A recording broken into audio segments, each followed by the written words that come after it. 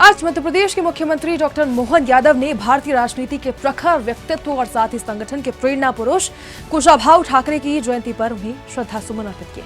मुख्यमंत्री ने कुशाभाऊ ठाकरे की जयंती पर माल्यार्पण करते हुए उन्हें याद किया और पुष्प अर्पित किए। इस मौके पर मुख्यमंत्री ने कहा कि कुशाभाऊ ठाकरे भारतीय जनता पार्टी के लिए हजारों कार्यकर्ताओं की प्रेरणा स्रोत रहे और उनके आदर्श और विचार सदैव संगठन को ऊर्जा प्रदान करते रहेंगे।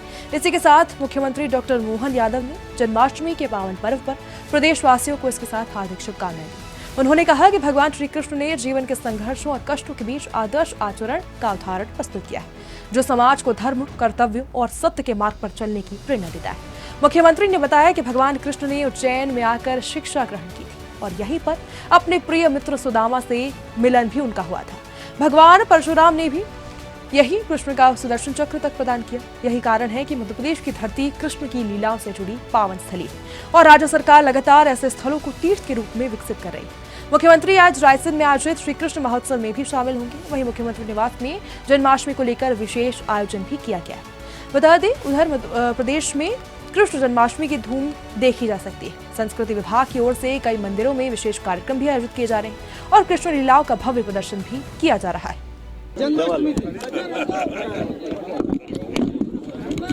जन्माष्टमी के पावन पर्व पर मेरी अपनी ओर से प्रदेशवासियों को बधाई।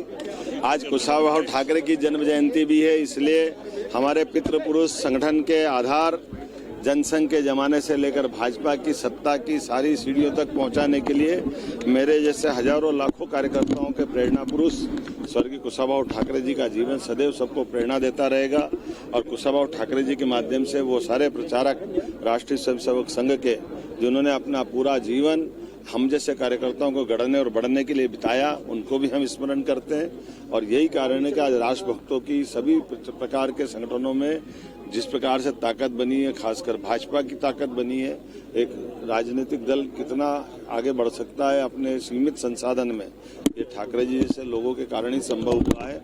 मैं ठाकरे जी को स्मरण कर रहा हूँ, उनके कार्यों को नमन कर रहा हूँ। आज जन्माष्टमी का पावन पर्व है।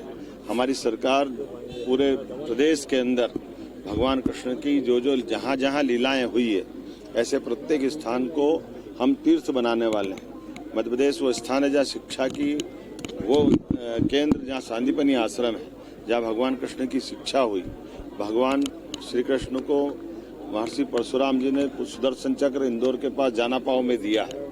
माता रुक्मणी के हरण के समय एक भीषण युद्ध हुआ, जो भगवान श्री कृष्ण और बलराम जी ने उस युद्ध में विजय पाई थी। माता रुक्मणी का विवाह उनसे हुआ। वो अमजेरा धार के पास का स्थान है।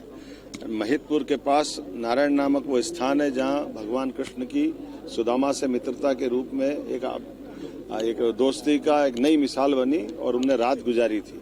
ऐसी और बहुत सारी जगह भगवान कृष्ण की लीलाएं हुई। तो हमारी सरकार का प्रयास है, जो द्वारका का महत्व भगवान कृष्ण के जीवन में, जो मथुरा गोकुल वृंदावन का है, वो मध्य प्रदेश की धरती का भी है। तो हमारे सभी भगवान कृष्ण के अनुयायियों के लिए ये स्थान तीर्थ के रूप में बने। भगवान कृष्ण की जयंती के अवसर पर ये सब चीज़ें जानी जाए, इसलिए हमने आज लगभग 3000 मंदिरों में संस्कृति मंत्रालय के माध्यम से प्रशासन के जरिए उन सब की चिंता करने का प्रयास किया है। और आज दिन भर पूरा समाज, सभी धर्मावलंबी से भगवान कृष्ण के अलग अलग रोल को सदैव स्मरण करते हैं। तो भगवान के रूप में जब वो मनुष्य रूप में आए, तो भगवान मनुष्य रूप में आकर के इन सारी कठिनाइयों में भी कैसे जीवन जीकर अपने आप पे आत्मनियंत्रण रख सकते हैं, ये प्रेरणा हमको उनसे मिलती है और यही शिक्षा हमारे सबके जीवन में काम आएगी। जन्माष्टमी के अवसर में आज यहाँ से 700 साल पुराने रायसेन में उनका अपना भगवान की लीला से जुड़ा हुआ पक्ष बताते हैं, वहाँ दर्शन करूँगा। बाद में भोपाल में अपने निवास पर माताएं अपने बच्चों को कृष्ण के रूप में लाने वाली है, यशोदा मैया के रूप में, तो सबके बीच जन्माष्टमी का यहाँ आनंद करेंगे। बाद में जाना पाओ